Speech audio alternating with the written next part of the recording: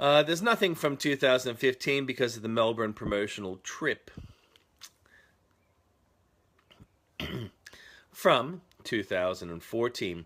Oscar Pistorius acquitted of murder. A grave injustice has happened with his verdict, as yet incomplete. Pistorius murdered his girlfriend. He just wasn't convicted of it. Shades of OJ Simpson's unfair acquittal. Today is the anniversary of Steve Biko's death from an evil apartheid regime.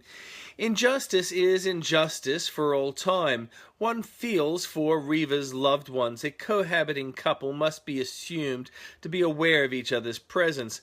A gun owner has a greater responsibility for the safe operation of the weapon. The argument that the prosecution could not prove so beyond a reasonable doubt is wrong. Had Oscar had less support, as with a normal person, he would not have been able to argue as he has. The evidence would have been deemed conclusive. It will be a complete disgrace if Pistorius ever participates in elite sport again, or gets a less than maximum sentence for manslaughter. A reminder of the importance of saying no to constitutionalized racism. Australia is culturally diverse and thrives from that diversity. Should Australia decide to separate Australians by race, it won't address the needs of people in need, but will instead become a tool of division.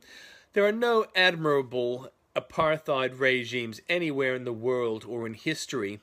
Israel doesn't divide by race, but Palestine does. South Africa did. The conservative voice will similarly oppose any reintroduction of slavery, even if the U.S. Democrats or ALP really want it. A reminder of what a yes vote in Scotland might mean. The Queen could abdicate the Scottish throne in favour of Charles, while keeping the English throne for William. Think about that. But more seriously, those who favor a yes vote claim that the disadvantages are overstated. Precisely which disadvantages are acceptable? Gillard faces a royal commission and lies about her memory of activity. One hopes that she is taken to task for lying. She corruptly created a slush fund from misappropriated money involving a union employing standover tactics to extort money from business. Some of that money was used to build her home.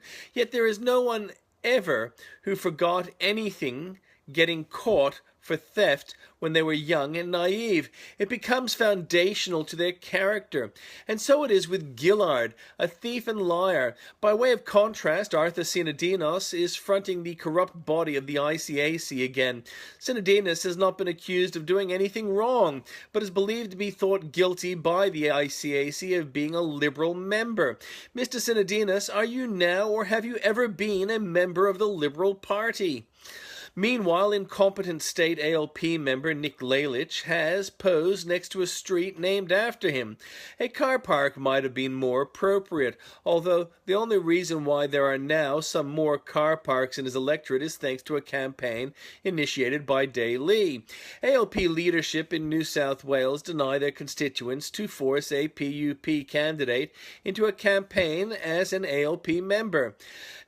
That there is true colours, that is. Meanwhile, RACV in Victoria argues, and studies show, that as soon as you increase capacity, that capacity is taken up by people driving more cars on those roads. Congestion does not ease. The argument is a furphy. People only drive one car at a time, and they need sensible road management to make the experience better. Obama's Secret Service is keen to catch them all as they tackle a Pikachu on the White House lawn. Gay activists complain after a straight couple agree to get married to win a prize of rugby seats of a test. The activists argue that the wedding will trivialize gay marriage. The friends agree not to divorce for 2 years. Big Macs are the same size now as they were in 1970. However, a large number of products have become smaller so as to retain their supermarket price.